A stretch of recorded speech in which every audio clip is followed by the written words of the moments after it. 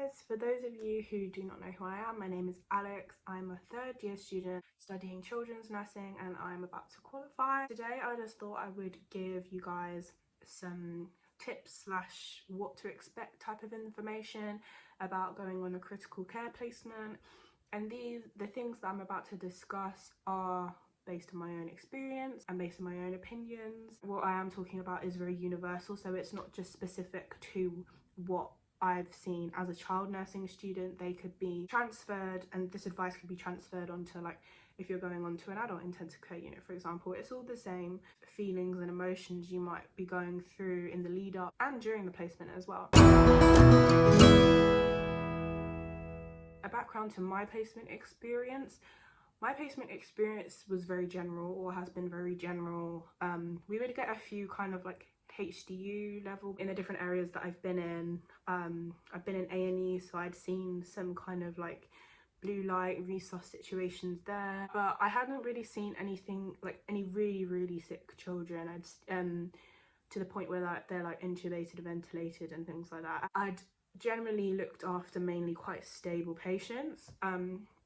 So when I got allocated to neonatal intensive care, which was my critical care placement, I was really excited. I was nervous. I was feeling a lot of different emotions because I was like, I don't know what I'm gonna be exposed to. It's quite scary. Obviously, as a third year, it was my second placement of third year, so I was thinking, oh my gosh, are they going to be expecting me to know all of these things when I've never actually looked after a patient that's so sick? But I feel like it was a lot less scary than I thought it was going to be. I was very excited because I'm so interested in neonates.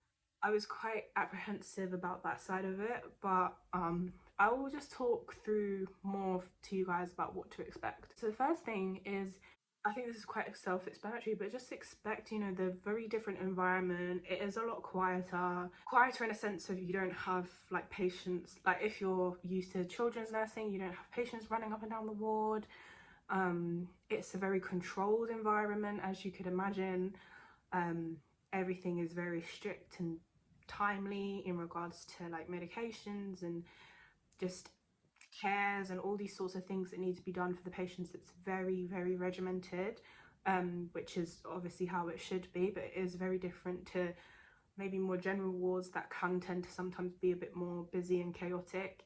Obviously all wards can get chaotic, but it's like a different type of chaos.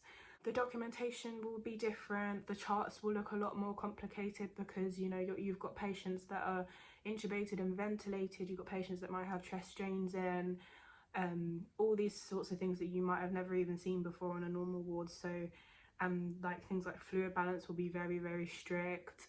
They'll be on a lot of controlled drugs that you might have never heard before.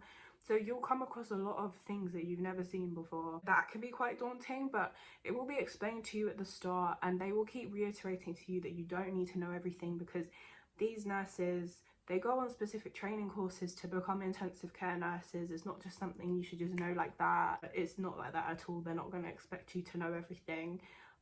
You're there to learn at the end of the day. So in that sense, depending on what type of student you are, you might feel a little bit of imposter syndrome.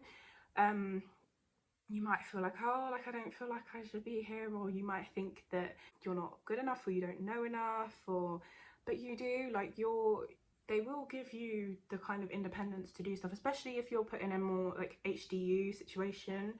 You'll have a bit more autonomy with taking your patients and stuff.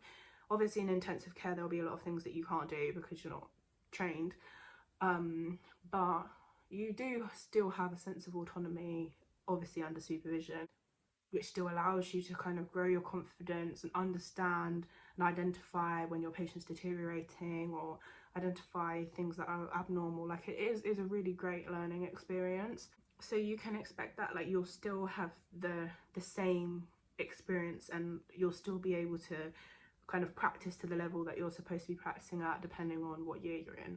Another thing that I would say to expect is learning a lot about different forms of respiratory support that you may have never come across before. As I said before, going into the neonatal intensive care unit, I had never seen a patient intubated, so that was quite a shock to me. I'd never seen a sedated patient. I'm so used to like talking to my patients and interacting with them and things like that. But obviously with intubated patients, you still talk to them, obviously, but it's a different type of interaction. That was quite a big shift, but I think I got used to it quite quickly. And I think it's so important that you don't treat patients who are sedated and intubated and stuff any different to patients who are alert and like self-ventilating, because they're still human. They're still aware somewhat of their surroundings. They're still, you know, you still need to interact with them the same way that their family members do. You know, you've got to still talk to them about the things that you're doing. You know, they're your patient at the end of the day. They're still human, so you get used to a different type of patient communication, which I think is a really good skill to develop. Another thing that would be good to, you can't really prepare yourself for this, but it will probably take an emotional toll on you. Especially if there are patients that are really, really sick. You might experience patient deaths or end of life care and being involved in that. So you might end up seeing some things that are quite upsetting, and if you do, and it does affect you, which it will, in some sort of way, hopefully there'll be obviously like debriefs and stuff so you can talk about it within the team. Speak to people in your university or speak to anybody that you trust around you, because you know, like, it does take a toll on you, and it can be very emotional working in such an intense environment.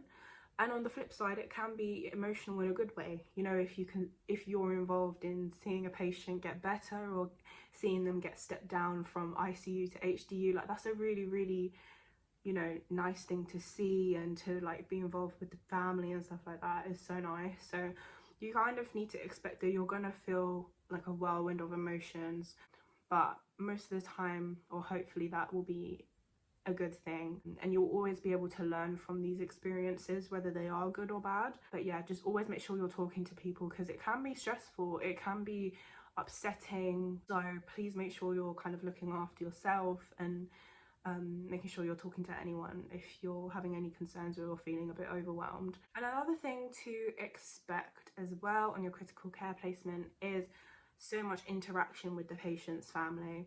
If you are a child nursing student, you're probably very much used to that, very much used to interacting with parents and carers and family members who come to visit, or parents who are resident, particularly for like younger children.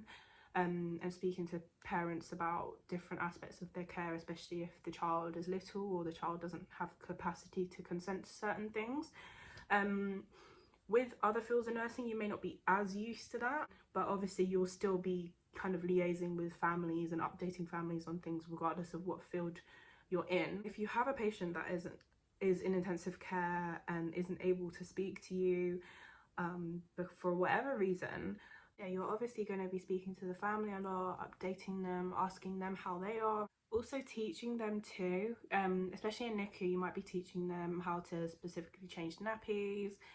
If their baby's really premature and fragile, you might be teaching them how to do NG feeds and things like that. Certain things you'll be teaching under supervision, but simple things like, yeah, how to wash their baby or helping them hold their baby, helping families with personal cares, all of that kind of stuff is stuff that you're able to do. And that kind of family-centered, family integrated care is so important in intensive care environments.